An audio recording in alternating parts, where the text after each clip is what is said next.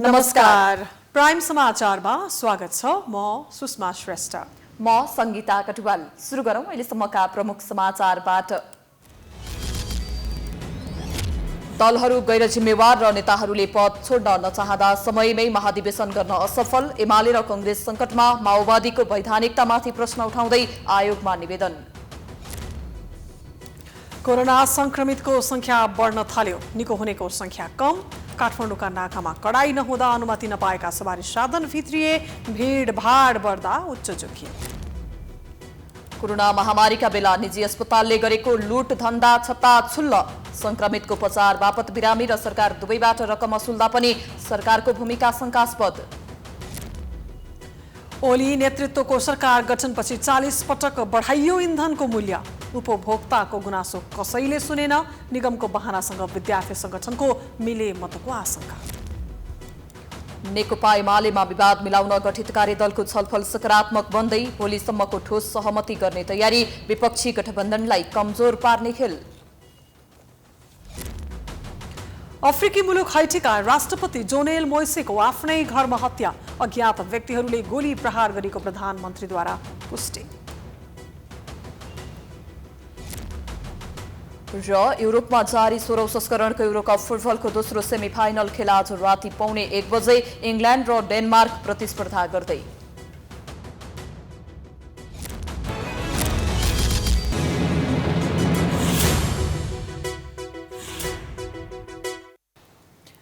अब समाचार विस्तारमा। देशमा लोकतन्त्र आएको 15 वर्ष भयो। लोकतान्त्रिक व्यवस्थाका लागि लडेका राजनीतिक दलहरूमा भित्रै अलोकतान्त्रिक अभ्यास हुँदै गइरहेको छ। आफूलाई लोकतन्त्रको मसिहा मान्ने दलहरू नै सधैँ महाधिवेशनबाट भाग्ने गर्छन्। महाधिवेशन गरिहाले पनि आन्तरिक प्रतिस्पर्धाबाट सधैँ भाग्ने गर्छन्। महाधिवेशन नै नहुँदा एकातिर दलहरू अवैध बन्ने जोखिम बढ्दै गएको छ भने अर्कोतिर नेतृत्वले असक्षमको अब्जस पनि बोक्नु परेको छ। एक रिपोर्ट। पूर्व माओवादी नेताहरू निर्वाचन आयोग पुगेर माओवादी केन्द्र नै अवैध भएकाले त्यो दलको दर्ता नै खारेज गर्नुपर्ने निवेदन दिए। यही नै एउटा गतिलो उदाहरण बनेको छ नेपालका राजनीतिक दलहरूले कसरी विधान मिच्छन् भन्ने। 2069 माघमा हेटौडा महाधिवेशनपछि पार्टीको वैधानिकताको सवालमा चुकेको माओवादी केन्द्रले अहिले नसोचेको कानुनी लडाई लड्नुपर्ने भएको छ। 2074 माघ 26 गते नै माओवादीले महाधिवेशन गर्नुपर्ने थियो, तर गर्न सकेन। फागुन 23 को सर्वोच्चको फैसलाले तत्कालीन नेकपाबाट माओवादी बनेपछि महाधिवेशन गर्ने तर्खर गर्नुपर्ने थियो, तर त्यसको लागि कुनै प्रक्रिया नै अगाडि बढाएको छैन। सत्तारूढ दल नेकपा एमालेको पछिल्लो महाधिवेशन 2071 सालमा भएको थियो। एमालेकै विधान र नेपालको संविधान दुवै व्यवस्था अनुसार एमालेको केन्द्रीय कमिटिको वैधानिक हैसियत समाप्त भइसकेको छ। संविधानको प्रावधान अनुसार कुनै पनि राजनीतिक दलले 5 वर्षभित्र महाधिवेशन गर्नुपर्ने हुन्छ। कारणवश निर्धारित समयमा गर्न नसकेको खण्डमा थप 6 महिना समय पाउने व्यवस्था छ। एमालेको हकमा पनि दुवै मिति घर्किसकेको छ। यस्तै लोकतान्त्रिक व्यवस्था कार्यान्वयन भएको भए 2076 फागुन 19 भित्रै कांग्रेसको महाधिवेशन भइसक्नुपर्ने थियो, तर त्यो मितिमा कांग्रेसले महाधिवेशन गर्न सकेन। त्यसपछि 1 वर्ष समय थपियो। त्यस अवधिमा पनि कांग्रेसको महाधिवेशन हुन सकेन अनि संवैधानिक व्यवस्थाको सहारा लिनुपर्ने बाध्यता आइपर्यो। प्रधानमन्त्री केपी शर्मा ओलीले 2017 वैशाखमा दल विभाजन सम्बन्धी अध्यादेश ल्याएपछि राष्ट्रिय जनता पार्टी राजपा र समाजवादी पार्टीबीच रातारात एकता भयो, तर त्यो पार्टीमा महाधिवेशनको तयारी हुन नपाउँदै फुट आइसक्यो। राप्रपाको अवस्था पनि उस्तै छ। महाधिवेशनको घोषित मिति पर सारिएको छ। यो मुलुकमा जति पनि राजनीतिक दल छन् लाग्छ ती सबै लोकतन्त्रका राग मात्र लाप्छन्, व्यवहारमा अलोकतान्त्रिक छन्। नेतृत्व भन्दा बाहिर रहनु परे आकाश नै खस्छ भन्ने सोचका कारण अलोकप्रिय र अलोकतान्त्रिक शैली अपनाएर भए पनि पदमा टाँसिने बानी नेताहरूमा देखिन्छ। राजनीतिक विश्लेषक नरेन्द्रजङ पिटरको बुझाइ पनि यस्तै छ। नेपालका पार्टीले संविधानमा लोकतन्त्रलाई त स्वीकार गरे, तर पार्टीमा भने व्यक्तिवाद हाबी हुने प्रवृत्ति अँगालेको विश्लेषक पिटरको तर्क छ। स्थापित शक्तिहरूले आफूले बाहिर रहन सक्छु कि भन्ने किसिमको भय र त्रासहरू छ। यदि पार्टीभित्रमा प्रजातान्त्रिक पद्धतिबाट त्यहाँ प्रतिनिधिहरू छानिन्छन् अथवा तपाईँको सक्रिय सदस्यताहरू दिइन्छ वा त महाधिवेशन प्रतिनिधिहरू छानिन्छन्, त्यस बेला स्थापित सत्ता चाहिँ पार्टीभित्रको सत्ता वैकल्पिक सत्ता सोच्न सक्छ कि भनेर मानिसहरू आतंकित हुन्छन्। त्यसो त दलको नेतृत्वमा स्थापित भइसकेका व्यक्तिको सट्टामा पार्टी हाँक्ने वैकल्पिक नेतृत्वको उदय नभएका कारणले गर्दा पनि यस्तो अवस्था सिर्जना भएको विश्लेषण हुन थालेको छ। वैकल्पिक नेतृत्व नै तयार हुन नसक्ने एउटा कारण अनि तयार भए पनि पुरानै नेतृत्वको पद चिन्हमा हिँड्ने परम्पराले गर्दा जो कोही आए पनि फरक अनुभूति नहुने विश्लेषक पिटरको बुझाइ छ। स्थापित शक्ति र वैकल्पिक शक्तिहरूको बीचमा विचारमा, मूल्यमा, मान्यतामा, आदर्शमा, अभ्यासमा फरक देखिनु पर्यो नि त। नत्र भने त यहाँ व्यक्तिको रूपमा क भए पनि त्यही हुने र ख भए पनि त्यही हुने हुँदाखेरि त राजनीतिक चरित्र त संस्कृत त भएन। न त समयमा महाधिवेशन गर्ने न त नयाँ पुस्तान्तरण गर्न खोज्ने। यसका कारण दलहरू अझै बढी अलोकतान्त्रिक बन्दै गएका छन्। विधान मान्छौं त भन्ने तर त्यही विधान मिच्दै अनेकौं बाध्यता तिर्स्याएर नेतृत्वमा टाँसिने चलन हरेक दलमा देखिन्छ। माओवादी केन्द्रका नेता दीनानाथ शर्मा महाधिवेशन समयमै गर्नुपर्ने भए पनि राजनीतिक अवस्था त्यस्तै भएका कारण सबै दलले महाधिवेशन गर्न नसकेको तर्क गर्छन्। परिस्थितिले नसकेको, हामीले चाहिँ गर्न नचाहेर होइन। हामीले महाधिवेशनको तयारी नै गरिराखेका थियौँ। पहिला पनि महाधिवेशनको तयारीकै सन्दर्भमा पार्टी एकता हुने भयो। हामीले पार्टी एकता गर्यौँ, महाधिवेशन घोषणा पनि गर्यौँ। महाधिवेशनको तिथिमिति पनि हामीले घोषणा गरेर आन्तरिक रूपमा त तयारीको दिशातिर नेकपा चाहिँ तयारीको दिशातिरै लागिराखेको थियो। पछि फेरि अदालतले चाहिँ तिमीहरू अलग अलग पार्टी भयो भनेर चाहिँ भनिदियो। हामीले चाहिँ हाम्रो तयारी त बिचको चाहिँ जुन चाहिँ तयारी हो त्यो चाहिँ अल्पत्र भयो। सबैजसो राजनीतिक दलहरू बाहिरबाट लोकतान्त्रिक देखिन्छन् तर उनीहरू वास्तविक रूपमा अलोकतान्त्रिक छन्। लोकतान्त्रिक अभ्यासमा पनि जालझेल र षड्यन्त्रको तानाबानाले एउटा दल मात्र नभएर व्यवस्थामा नै प्रश्न उठ्ने खतरा बढ्दो छ।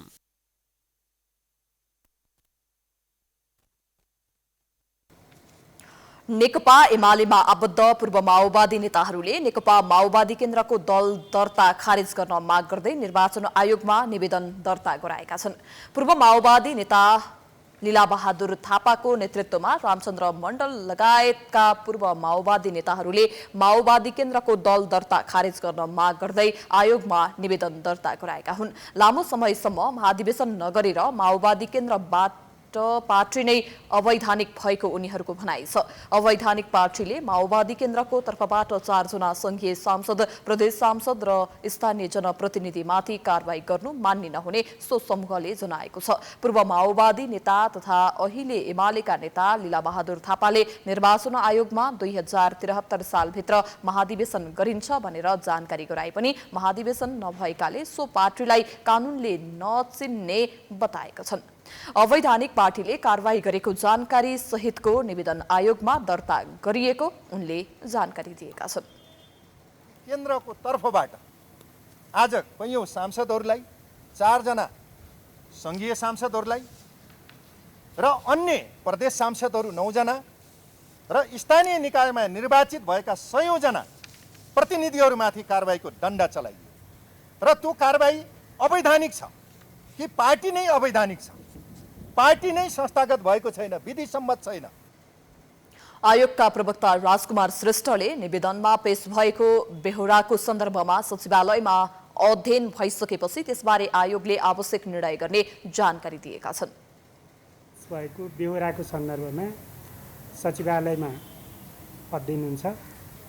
अध्ययन भइसकेपछि बेहोरा सहित आयोगमा पेश हुन्छ र आयोगले यस सन्दर्भमा केही निर्णय गर्छ। सर्वोच्च अदालतले 23 फागुनमा नेकपा खारेज गरेपछि एमालेमा लागेका सांसद टोप बहादुर रायमाझी, लेखराज भट्ट, प्रभु शाह र गौरीशंकर चौधरीलाई कारवाही गरेको थियो। यस्तै तत्कालीन राष्ट्रिय सभा सदस्य रामबहादुर थापा र चन्द्रबहादुर खड्कालाई पनि कारवाही गरेको थियो। 4 सांसद पदमुक्त भएको सूचना संसद सचिवालयले प्रकाशित गरी आयोगलाई जानकारी गराएको थियो।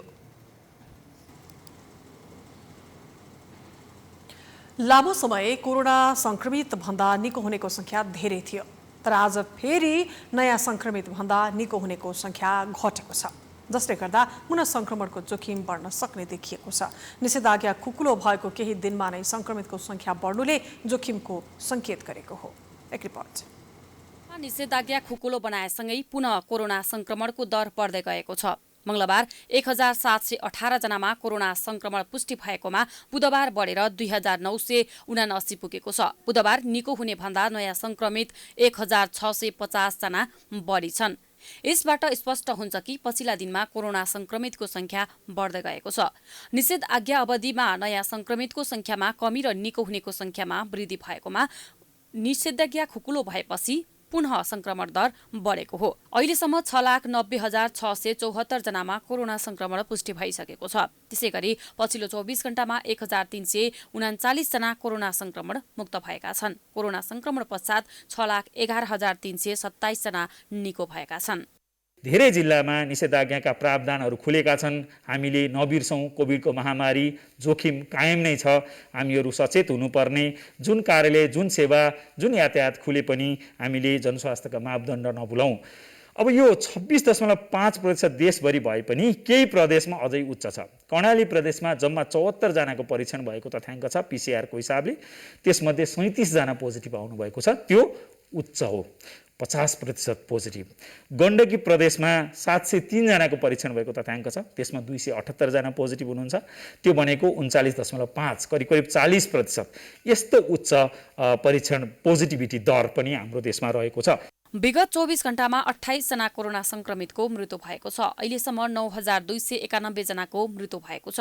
काठमाडौँ उपत्यकाका 3 जिल्ला चितवन, रसुवा, कास्की, झापा, सुनसरी, मोरङमा अझै पनि 9 जिल्लामा 500 भन्दा बढी सक्रिय संक्रमित रहेको प्रवक्ता पौडेलले बताए। 200 देखि 479 भएका त्यसभन्दा अलिकति बढी जिल्ला छन् भने 500 भन्दा बढी सक्रिय संक्रमित रहेका जिल्लाहरू 9 वटा छन्। विशेष गरी कास्की, चितवन, मकवानपुर, काठमाडौँ, ललितपुर, भक्तपुर, त्यसैगरी झापा, मोरङ, सुनसरी यी जिल्लाहरूमा चाहिँ सक्रिय संक्रमितहरूको संख्या 500 भन्दा बढी रहेको तथ्याङ्क देखिन्छ। अहिले आइसोलेसनमा रहनेको संख्या 26,544 जना रहेका छन्। उनीहरूमध्ये होम आइसोलेसनमा 23,756 र संस्थागत आइसोलेसनमा 2,788 जना रहेका छन्। देशभरका कोभिड अस्पतालका आइसियुमा 571 र भेन्टिलेटरमा 161 जना संक्रमितको उपचार भइरहेको छ।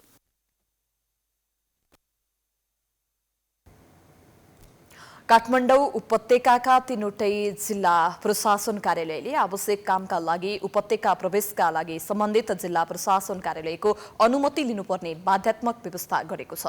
तर प्रशासनको निर्देशन विपरीत अनुमति नलिकनै उपत्यका प्रवेश गर्न चाहनेहरूको भिड नागढुङ्गामा बढ्न थालेको छ। हेरौँ यो रिपोर्ट।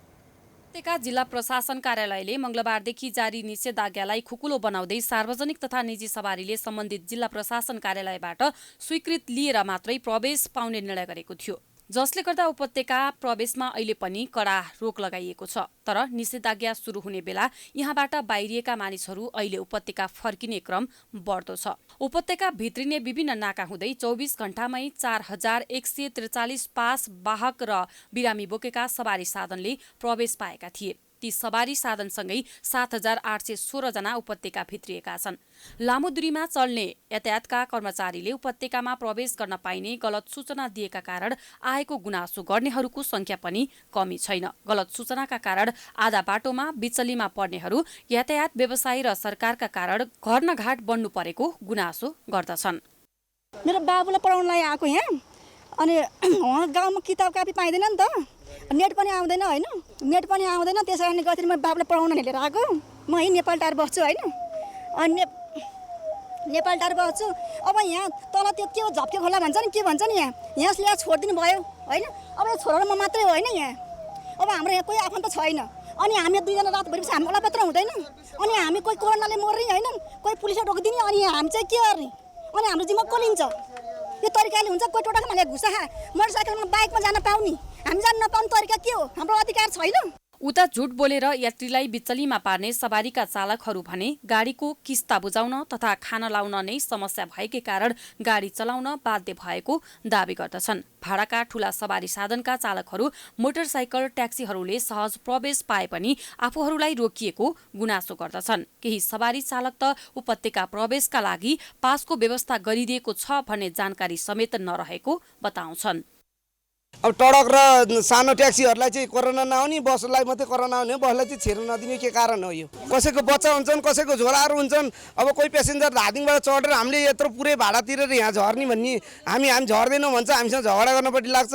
अब यहाँ ट्राफिक त्यहाँबाट पुलिसहरूले चाहिँ अनि हामीलाई गाडी फर्काएर अनि उनीहरूलाई जे गर्न मन लाग्यो त्यही गर्छ उहाँहरूले। स्थानीय तथा सवारी चालकहरूको आरोपलाई सही मान्ने हो भने चेक जाँचमा खटिएका प्रहरीले केही समय होल्ड गराएपछि पैसा लिएर जान दिने गरेका छन्। एक स्थानीय महिलाका अनुसार बिहान 9 बजेपछि गाडीहरू लाइन लागेर आउने गर्दछन्, तर ती गाडीहरू फर्किएको देखिँदैनन्। उनको प्रश्न छ, पैसा लिएर उपत्यकामा नछिराएको भए कता गए त ती गाडीहरू? के लाग्नु, अब यहाँतिर ट्याक्सी आउँथ्यो, दिनभरि ट्याक्सीले ओसार्ने हो, पैसा हुने जति ट्याक्सी चढेर जान्छ, नहुने जति हिँडेर जान्छ। त्यही त हो नि, अब के भन्नु त, होइन? त्यही हो। खोइ अघि त यहाँ कमसेकम 50 100 जति थियो, आज अहिले चाहिँ छैन। अझ पनि छ त्यत्रो ट्याक्सीहरू त्यहाँ क्यु लागिरहेछ। अब बिचरा नहुने जति हिँडेर जानुपर्छ, कम बिहालत छ। नागढुङ्गामा भेटिएका सवारी चालकहरू भने अन्य राजमार्गमा कतै पनि चेक जाँच नहुने गरेको बताउँछन्। राजमार्गको लामो यात्रापछि नागढुङ्गामा चेक जाँच गरिन्छ। यसले गर्दा अधिकांश सवारी चालकहरू झुकिने पनि गरेका छन्। तर महानगरीय ट्राफिक महाशाखा काठमाडौँका वरिष्ठ प्रहरी उपरीक्षक जनक भट्टराई हरेक ठाउँमा चेक जाँच स्टेसन राखिएको दावी गर्दछन्। त्यो अवर परेका अप्ठ्यारो परेको विशेष काम भएका मान्छेलाई हामीले हेरिराखेका सहजीकरण गरिरहेका छौँ। बिरामीलाई सहजीकरण गरिरहेका छौँ। अत्यावश्यक काममा आउनेलाई सहजीकरण गरिरहेका छौँ। तर आउन पाइँदैन भनेर जानी आउन खोज्नेलाई चाहिँ रोक्नु पनि पर्यो। हाम्रो दायित्व हो त्यो। निषेधाज्ञाले जे भन्छ त्यो पालना गराउनु त दायित्व हाम्रो हो नि त। पास लिएर त्यसै अवर परेको मान्छे हो भने आफ्नो जिल्लाको पास लिएर आउनु भनेर भनेपछि जिल्लाको पास लिएर आए भयो त। उहाँहरूले पनि त्यो निषेधाज्ञाको नियम त पालना गरिदिनु पर्यो सबैले। अवर परेको कोही अप्ठ्यारो परेको छ त्यस्तो छ भने त सहजीकरण गरिदिन्छ ट्राफिकले। यसरी सवारी साधनहरू अवैध रूपमा सञ्चालन गरिँदा एकातिर सर्वसाधारण मर्कामा त पर्दछन् नै, स्वास्थ्य परीक्षण बिना अवैध रूपमा नाकाबाट भित्रिनेहरूका लागि पनि केही कमजोर बनेको कोरोनाको संक्रमण दर फेरि बढ्ने हो कि भन्ने त्रास पनि बढ्दैछ।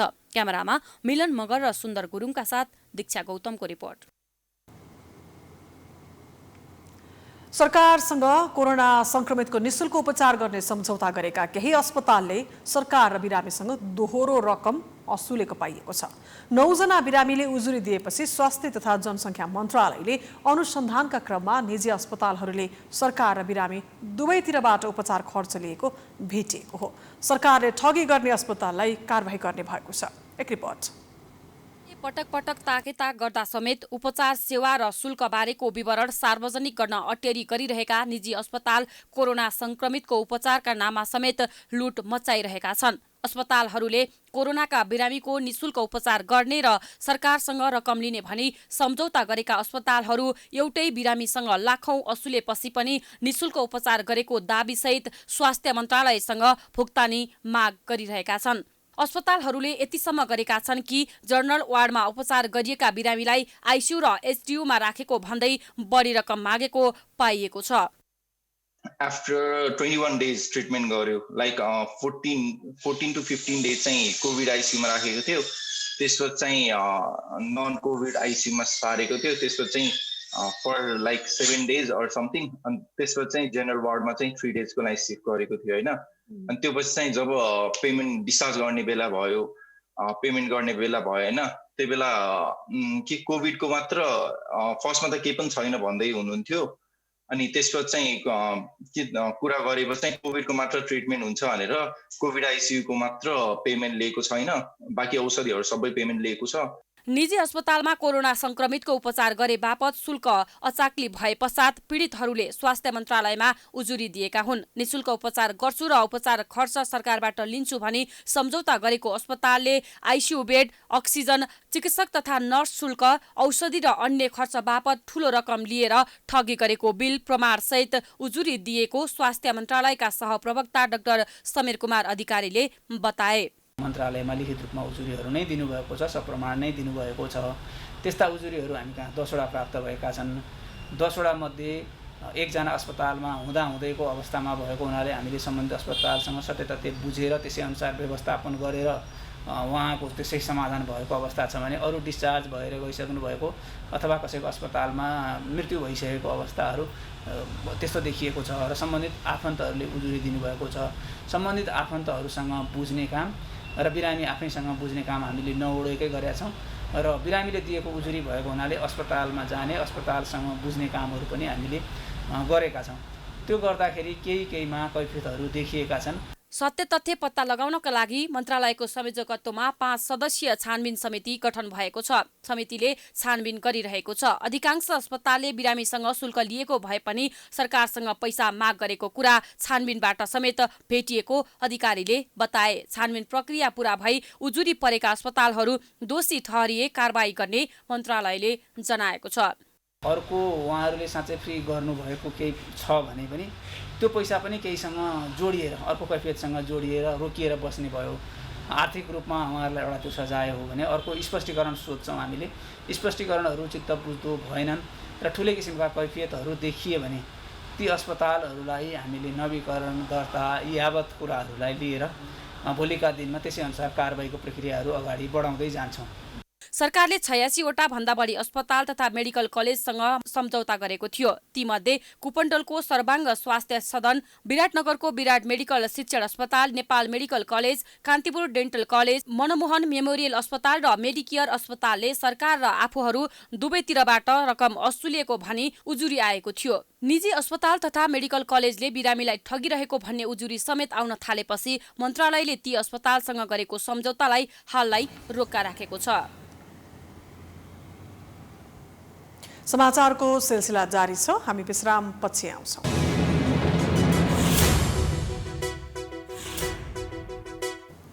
विश्रामपछि स्वागत छ। अब बाँकी समाचार। मंगलबार मध्यरातिदेखि लागू हुने गरी खाना पकाउने ग्यास, पेट्रोल, डिजेल, मट्टीतेल र हवाई इन्धनको मूल्य बढेको छ। 2 साता अघि मात्रै पेट्रोलियम पदार्थको मूल्य बढाएको सरकारले 2078 सालमै 5 पटक पेट्रोलियम पदार्थको मूल्य बढाइसकेको छ। यसरी पेट्रोलियम पदार्थको मूल्य निरन्तर बढाएर उपभोक्ताको ढाड सेक्ने काम गरिरहेको छ। एक रिपोर्ट। 2074 सालमा केपी शर्मा ओली दोस्रो पटक प्रधानमन्त्री बने यता पेट्रोलियम पदार्थको मूल्य 40 भन्दा धेरै पटक बढिसकेको छ। पेट्रोलियम पदार्थको मूल्य वृद्धिसँगै बजार भाउ पनि आकाशिने गर्छ। पछिल्लो पटक मूल्य बढाएको 2 साता पनि नबित्दै नेपाल आयल निगमले मंगलबार फेरि इन्धनको मूल्य बढाएको हो। नयाँ दर अनुसार अब ग्राहकले पेट्रोल किन्न प्रति लिटर 129 रुपैयाँ तिर्नुपर्नेछ। पछिल्लो दरमा अहिले प्रति लिटर 2 रुपैयाँ बढाइएको हो। डिजेल मट्टीतेलको मूल्य पनि प्रति लिटर 2 रुपैयाँ बढाएर 112 रुपैयाँ पुर्याइएको छ। हवाई इन्धनमा आन्तरिकतर्फ प्रति लिटर 2 रुपैयाँ बढाएर 84 रुपैयाँ, अन्तर्राष्ट्रिय तर्फ प्रति किलो लिटर 19 अमेरिकी डलर बढाएर 745 अमेरिकी डलर पुर्याइएको छ। यसरी बारम्बार इन्धनको मूल्य बढाउँदा नागरिकको समस्या झन बढ्नेछ। दैनिक उपभोग्य वस्तुको मूल्य बढाउँदा उपभोक्तालाई पर्ने मारप्रति सरकारको आँखा परेको छैन भन्न सकिँदैन। सरकारको मनमौजी हो यो पुरा सरासर अन्याय। 2-3 होइन, यो त बेला बेलामा 6 महिनामा अहिले 106बाट अहिले 129 भएको छ। यो त निकम्मा सरकार हो। यो सरकारको केही काम छैन। यो दिनदिनै बढाउने हो। यसमा त के भनौँ, जनताको सधैँ जनता मारमा पर्ने हो। गरिब जनतालाई नि मारमा खाएर भ्रष्टाचारी नै गरिरहेछ। सरकारको हातमा चाहिँ सरकारले जति भने नि 200 रुपियाँ बनाए पनि हामीले तिर्न परिहाल्छ। जसरी भए पनि के भने उनीहरूको सुविधा केही छैन। सुविधा दिने केही पनि होइन, खालि महँगाई बढाउने त हो नि। जे गरे पनि जनतालाई दुःख मात्रै त हुन्छ। सरकारले नागरिकप्रति दायित्व पुरा नगर्दा जनता निरीह बन्दैछन्।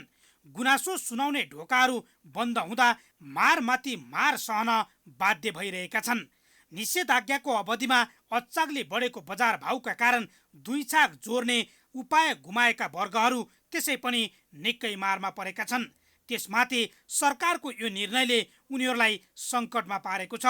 यस्तै कोरोना महामारीका कारण बेरोजगार बनेका लाखौं नागरिकलाई पनि मूल्य वृद्धिले निकै समस्यामा पार्ने गरेको छ। पेट्रोलको भाउ बढ्ने तर सवारी भाडा नबढाउने हुँदा मारमा परेको गुनासो यातायात व्यवसायीको छ। अब अहिले तपाईँको 129 रुपियाँ लिटर भइसक्यो। अब आज भन्दा 8 वर्ष मिटर बढाएन, 8 वर्ष मिटर नबढेको। त्यसले हाम्रो त अहिले धेरै गाड्छ दाजु। अब तपाईँको तेलको भाउ हिसाब गर्दा तपाईँको अस्तव्यस्त भइसक्यो। किनकि तपाईँको त सबैले मिटर हिँड्नु भन्छन्। नेपाल कानुन नियम अनुसार मिटर हिँड्नुपर्छ। तेलको भाउ हिसाब गर्दा त दिनभरि त 100 भाडा तिर्न पुग्न गाह्रो छ हजुरको। अब पेट्रोलको भाउ बढ्यो, डिजेलको भाउ बढ्यो, हाम्रो भाडा बढ्नु पर्यो। अब डिजलको भाउ चाहिँ दिनदिनै बढ्ने, भाडा चाहिँ कहिले पनि नबढ्ने त भएन नि यो त हामी अब चालकहरूलाई त अन्याय भइसक्यो। नेपाल आयल निगम भने व्यापार घाटा र अन्तर्राष्ट्रिय बजार मूल्यको बहाना गरेर दायित्वबाट पन्छिने गरेको छ। मूल्य समायोजन पछि पनि निगम घाटामा नै रहेको प्रवक्ता विनित मणि उपाध्यायको दाबी छ। यो पेट्रोलियम पदार्थको मूल्य भन्ने कुरा चाहिँ हामीले यो लगातार र पटक पटक भन्दै आइरहेछौँ। यो अन्तर्राष्ट्रिय बजारसँग जोडिएको विषयवस्तु हो, यो नेपालमा उत्पादन हुने विषयवस्तु रहेन। इन्डियन आयल कर्पोरेसनबाट हामीले भारतीय इन्डियन आयल कर्पोरेसनबाट हामीले खरिद गरेर लिएर आउनुपर्ने कुरा होइन, र त्यो खरिद गरेर लिएर आएको विषयमा चाहिँ जुन एउटा लागत मूल्य हुन्छ, आधार मूल्य हुन्छ, जसमा चाहिँ हाम्रो खरिद मूल्य हुन्छ, त्यो मूल्यमा चाहिँ विभिन्न यो सरकारी राजस्वहरू चाहिँ जोडिएर पेट्रोलियम पदार्थको मूल्य निर्धारण हुन्छ। जो अचाक्काली चाहिँ श्रृङ्खलाबद्ध रूपले जसरी मूल्य वृद्धि भएको छ, यसले त जनताको चुलो चौकोमाथि सिधै प्रहार गर्ने काम गरेको छ, नेपाली जनतामाथि प्रहार गर्ने काम गरेको छ। यसका विरुद्धमा नेपाली विद्यार्थी आन्दोलनको विगतलाई सम्झँदै हामी एउटा निर्णायक आन्दोलनको आँधीबेहरी सृष्टि गर्नका निम्ति हामीले त्यसको तयारी गरिरहेका छौँ र हामी तत्काल बैठक बसेर आन्दोलनको कार्यक्रम पनि घोषणा गर्छौँ। निगमकै अनुसार रक्सौलमा 67.77 रुपैयाँमा किनिएको पेट्रोलमा 56.61 रुपैयाँ अतिरिक्त कर थोपारिएको छ। सरकारले लगाएको अचाग्ले अतिरिक्त करका साथै अन्तर्राष्ट्रिय बजारमा पनि पेट्रोलियम पदार्थको मूल्य वृद्धि भइरहेको तथ्यलाई इन्कार गर्न सकिँदैन। तर राज्यले नागरिकप्रतिको उत्तरदायित्वलाई नजरअन्दाज गर्दा सर्वसाधारणलाई दिनदिनै महँगीको मारले पिरोल्दैछ। कोरोना महामारीले थिलो बनेका सर्वसाधारणहरूलाई राहतको ठाउँमा आहत दिइरहेको छ नेपाल आयल निगम। पटकको मूल्य वृद्धिलाई हेर्दा लाग्छ कि नेपाल आयल निगमको काम भनेकै मूल्य वृद्धि गर्नु हो। प्राइम टाइम्स टेलिभिजनका लागि क्यामेरामा सुन्दर गुरुङका साथमा प्रकाश बम, काठमाडौँ। फुटको संघारमा पुगेर पुनः मिलनबिन्दु खोज्ने प्रयासमा रहेको नेकपा एमालेको कार्यदलले अहिलेसम्म ठोस सहमति गर्न सकेको छैन। अध्यक्ष केपी ओली र वरिष्ठ नेता माधव कुमार नेपाल पक्षबीच एकता असम्भव जस्तै भइसकेपछि पुनः कार्यदल बिउताएर छलफल अघि बढाइएको थियो। तर 3 पटकसम्म बसेको कार्यदल बैठकले सहमति जुटाउन सकेको छैन। एक रिपोर्ट। वर्ष प्रधानमन्त्री केपी ओलीले प्रतिनिधि सभा विघटन गरेपछि तत्कालीन नेकपामा एकजना अध्यक्ष ओली र अर्का अध्यक्ष पुष्पकमल दाहालबीच कित्ताकाट भएको थियो। त्यसबेला दाहालको नेतृत्वमा वरिष्ठ नेता माधव कुमार नेपाल सहित ठूलो समूह ओलीबाट छुटिएको थियो। सर्वोच्च अदालतले नेकपा खारिज गरेर नेकपा एमाले र नेकपा माओवादी केन्द्र बिउताएपछि दाहाल आफ्नै पार्टी माओवादी सक्रिय बनाउनतिर लागे भने नेपाल एमालेमै रहेर ओलीसँग संघर्ष गर्ने निष्कर्षमा पुगे। त्यसपछि नेपालको संघर्ष जारी छ। पछिल्लो समय नेपाली कांग्रेसका सभापति शेरबहादुर देउवालाई प्रधानमन्त्री बनाउन अग्रसर बनेका नेपाल ओलीलाई भने जसरी पनि हटाउने अभियानमा लागे। यिनै घटनाक्रमले एमाले विभाजनको डिलमा पुगेको थियो। तर पछिल्लो सातादेखि फेरि ओली र नेपाल पक्षबीच मिलन बिन्दुको खोजी भइरहेको छ। फलस्वरूप दुवै पक्ष सम्मिलित पुरानै कार्यदल बिउताएर एकताको प्रयास थालिएको छ। बिउतिएपछिको कार्यदलको 3 पटक बैठक बसिसकेको छ। बुधबार बसेको तेस्रो बैठकले पनि सहमति जुटाउन सकेको छैन। यद्यपि नेताहरूले बिहीबारसम्ममा सहमति जुट्ने गरी छलफल सकारात्मक भएको दावी गरेका छन्। सिंहदरबारमा बुधबार बसेको कार्यदल बैठकमा विवाद समाधानका लागि विभिन्न विकल्पमाथि छलफल भएको र बिहीबार टुङ्गोमा पुग्ने गरी तयारी गर्ने नेताहरूले जनाएका छन्। हाम्रा नेताहरू पार्टी अध्यक्ष केपी ओली र अर्का वरिष्ठ नेता माधव कुमार नेपाल लगायत सबैसँग कुरा गर्दै उहाँहरूको समेत फिडब्याक लिएर हामीले टुङ्गोमा पुग्ने प्रयासहरू गरेका छौँ। त्यो समेतलाई ध्यानमा राख्दा आजको समय हामीले चाहिने आवश्यकता महसुस गऱ्यौँ र आज साँझसम्ममा ती सबै काम भइसक्छन्। कार्यदलका तर्फबाट नेताहरूसँग परामर्श गर्ने, उहाँहरूका भावनाहरू बुझ्ने कुराहरू पनि भइरहेको छ। कार्यदलभित्र चाहिँ हाम्रा छलफलहरू सकारात्मक र निष्कर्ष उन्मुख छन्। अहिले म तपाईँहरूलाई यति मात्रै भन्न सक्छु। ओली पक्षले बिहिबारसम्म सहमति हुने विश्वास व्यक्त गरेको कुरालाई कार्यदलमा रहेका नेपाल पक्षका नेताले पनि स्वीकार गरेका छन्। अदालतको फैसला मुताबिक 2075 जेठ 2 गतेको अवस्थामा फर्किसकेपछि पार्टी र जनसंगठन त्यही अवस्थामा पुर्याउने सहमति भएको नेपाल पक्षको दाबी छ। अदालतको फैसला मुताबिक 2075 जेठ 2 गतेको अवस्थामा नेकपा एमाले फर्किसकेपछि पार्टी र जनसंगठनका सबै तहका कमिटीहरूलाई त्यही अवस्थामा पूर्ववत अवस्थामा फर्काएर क्रियाशील बनाउने नेकपा एमाले केन्द्रीय कमिटीको सन्दर्भमा संख्यामा जे विवाद थियो त्यो सन्दर्भमा पनि समाधान खोज्ने नेकपा माओवादीको तर्फबाट नेकपा एमालेमा एकताको सन्दर्भमै रहनुभएका साथीहरूको व्यवस्थापन गर्ने। एमाले भित्रको विवाद मिलाउन पछिल्लो केही दिनदेखि दुवै पक्षका नेता सम्मिलित कार्यदल निरन्तर छलफलमा छन्। पार्टी भित्रको विवाद उत्कर्षमा पुगेपछि निष्क्रिय रहेको कार्यदल असार 21 गते पुनः सक्रिय भएको थियो।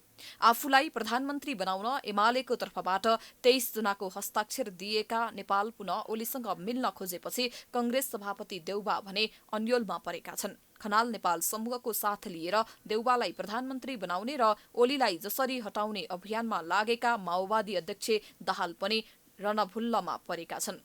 मंगलबार मात्रै दाहाल नेपाललाई भेट्न उनकै निवास कोटेश्वर पुगेका थिए। उता सर्वोच्च अदालतमा देउबालाई प्रधानमन्त्री बनाउनु पर्ने माग गर्दै दायर भएको मुद्दाको बहस सकिएको छ। 28 गते फैसला आउने सम्भावना रहेका बेला ओली र नेपाल पक्षबीच विवाद समाधानको प्रयास भइरहँदा राजनीतिको आगामी दृश्य कस्तो हुन्छ भन्नेमा चासो बढेको छ।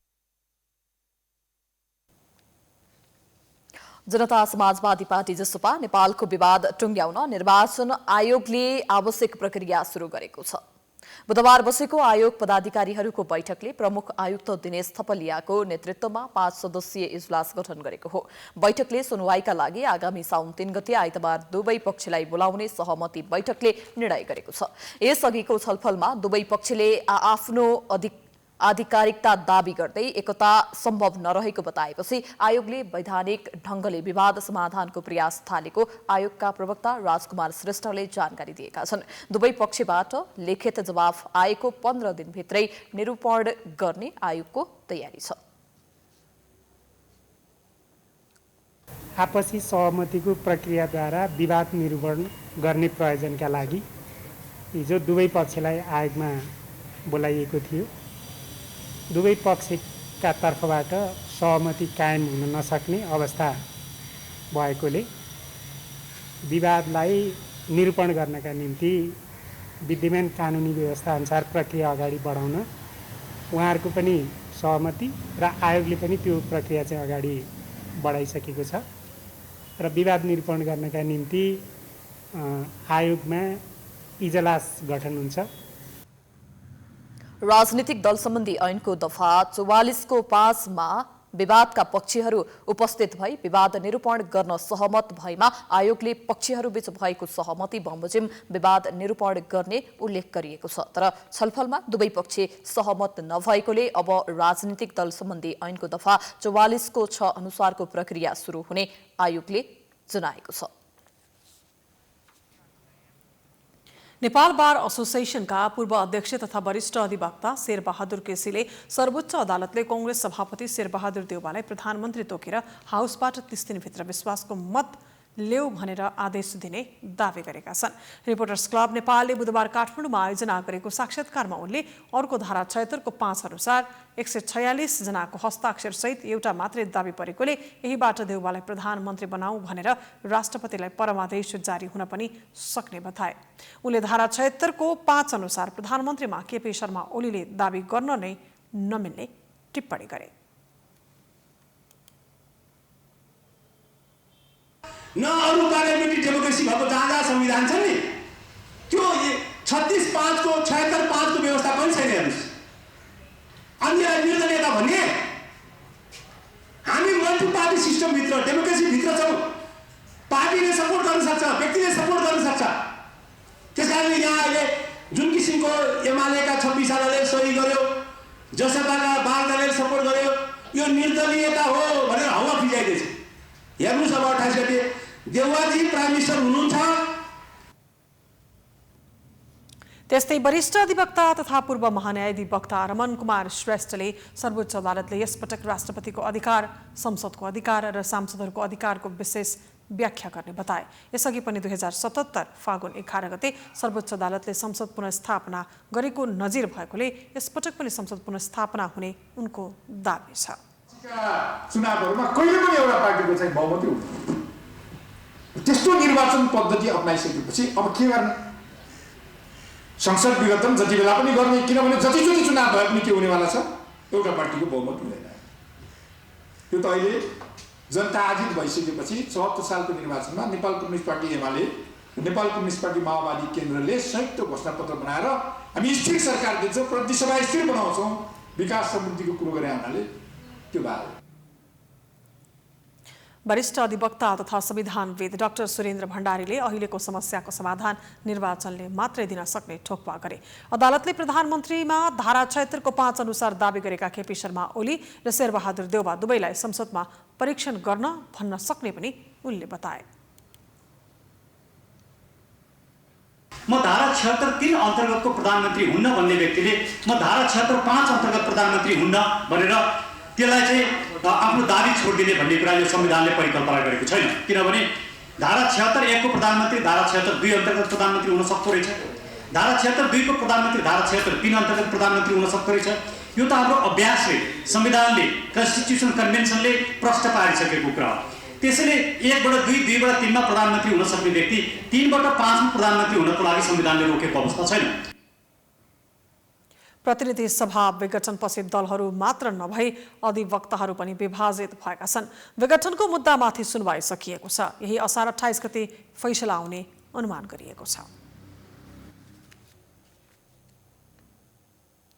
थापाथली स्थित नर्विक इन्टरनेशनल हस्पिटलले जेनेटिक ल्याब सहितको अत्याधुनिक आइभीएफ एन्ड फर्टिलिटी सेन्टर सञ्चालनमा ल्याएको छ।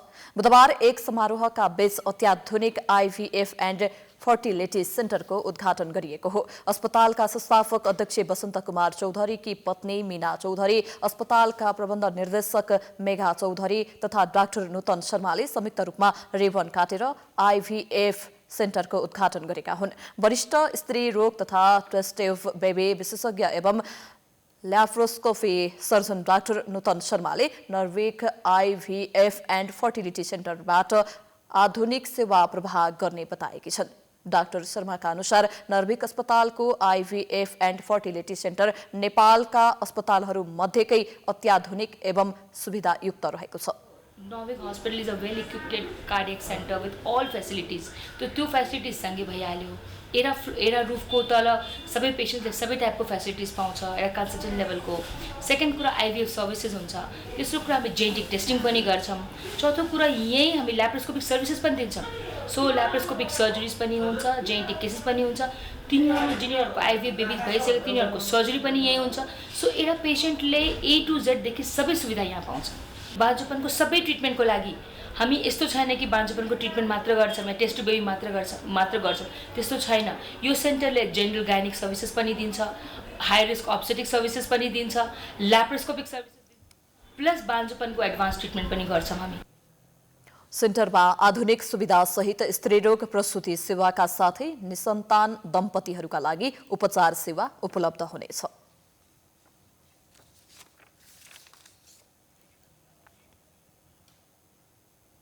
समाचारको सिलसिला जारी छ, हामी विश्रामपछि आउँछौं।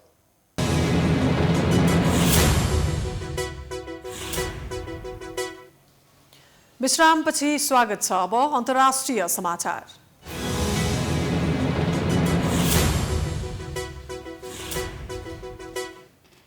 अफ्रिकी मुलुक हाइटीका राष्ट्रपति जोनेल मोइसेको आफ्नै घरमा हत्या भएको छ। त्यहाँका प्रधानमन्त्री क्लाउड जोसेफले राष्ट्रपति मोइसेको हत्या भएको पुष्टि गरेका हुन्।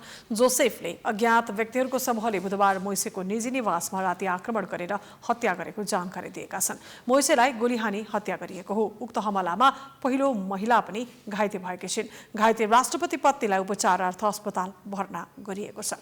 हाइटीका अधिकारीहरूका अनुसार स्थानीय समयअनुसार बुधबार बिहान 1 बजे उक्त आक्रमण भएको थियो। स्पेनी भाषा बोल्ने केही बन्दुकधारीको जत्थाले उक्त आक्रमण गरेको जनाइएको छ। यो हमला करिबी क्यारिबियन राष्ट्रमा राजनीतिक रूपले जोडिएको हिंसाको बढ्दो लहरको बीचमा भएको हो। हैटी राजनीतिक रूपमा विभाजित छ। त्यहाँ मानवीय सङ्कट र खाद्यान्नको अभाव भइरहेका बेला राष्ट्रपतिको हत्या भएको हो। मोइसेले सन् 2018मा हुनुपर्ने व्यवस्थापिकाको चुनाव ढिलाइ भएपछि र आफ्नै कार्यकाल समाप्त भएपछि पनि शासन गरिरहेका थिए। प्रधानमन्त्री जोसेफले घटनाको निन्दा गर्दै संयमता अपनाउन हैटीका नागरिकलाई आग्रह गरेका छन्। मोइसे हैटीका 42औं राष्ट्रपति थिए।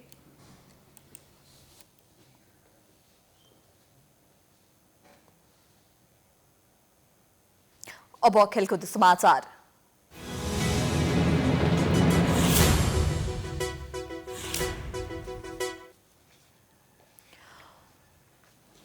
युरोपमा जारी 16औं संस्करणको युरोकप फुटबलको दोस्रो सेमिफाइनल खेल आज हुँदैछ। वेम्बली स्टेडियममा हुने दोस्रो सेमिफाइनलमा इङ्ल्यान्ड र डेनमार्क प्रतिस्पर्धा गर्नेछन्। इङ्ल्यान्ड र डेनमार्क बीचको खेल राति 1:15 बजे सुरु हुनेछ। आज इङ्ल्यान्ड र डेनमार्क जित निकाल्दै फाइनल पुग्ने लक्ष्यसहित मैदान उत्रनेछन्। त्यसैले दुई ठूला टिम बीचको खेल रोमाञ्चक हुने अनुमान गरिएको छ। यस खेलको विजेताले फाइनलमा इटलीसँग प्रतिस्पर्धा गर्नेछ। इङ्ल्यान्ड क्वार्टर फाइनलमा युक्रेनमाथि 4-0 गोलको शानदार जित निकाल्दै अन्तिम 4मा पुगेको हो। यस्तै राउन्ड अफ 16 मा इङ्ल्यान्डले उपाधि दावेदार जर्मनीलाई 2-0 गोल अन्तरले पराजित गरेको थियो। डेनमार्क क्वार्टर फाइनलमा चेक रिपब्लिकलाई 2-1 गोल अन्तरले हराएर सेमिफाइनलमा पुगेको हो। त्यसअघि डेनमार्कले भने प्री क्वार्टर फाइनलमा वेल्प्सलाई 4-0 गोल अन्तरले पराजित गरेको थियो। इङ्ल्यान्ड र डेनमार्क बीच अहिलेसम्म 21 पटक प्रतिस्पर्धा भएको छ, जसमा इङ्ल्यान्ड 12 खेलमा जित निकाल्दा डेनमार्कले 4 खेल जितेको छ। दुई टिम बीच 5 खेल बराबरीमा सकिएको छ।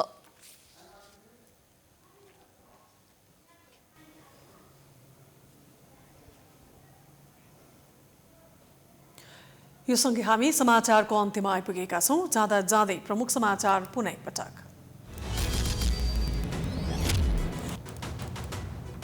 दलहरू गैर जिम्मेवार र नेताहरूले पद छोड्न नचाहँदा समयमै महाधिवेशन गर्न असफल।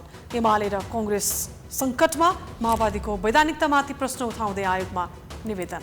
कोरोना संक्रमितको संख्या बढ्न थाल्यो, निको हुनेको संख्या कम। काठमाडौँका नाकामा कडाई नहुँदा अनुमति नपाएका सवारी साधन भित्रिए, भीडभाड बढ्दा उच्च जोखिम।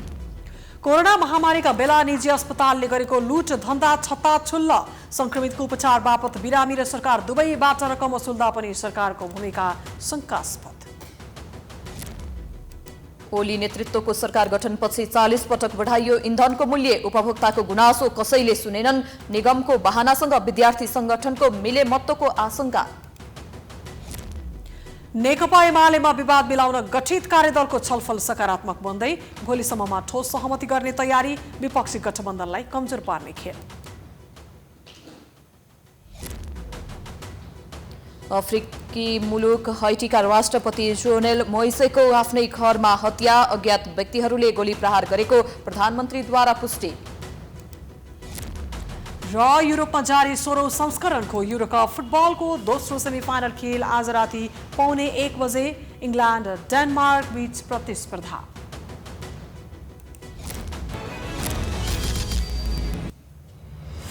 समाचार अहिलेलाई सकियो। यसपछिको प्रस्तुति जनता जान्न चाहन्छन् ऋषि धमलाको साथमा। हेर्दै गर्नुहोला प्राइम टाइम्स टेलिभिजन। नमस्कार।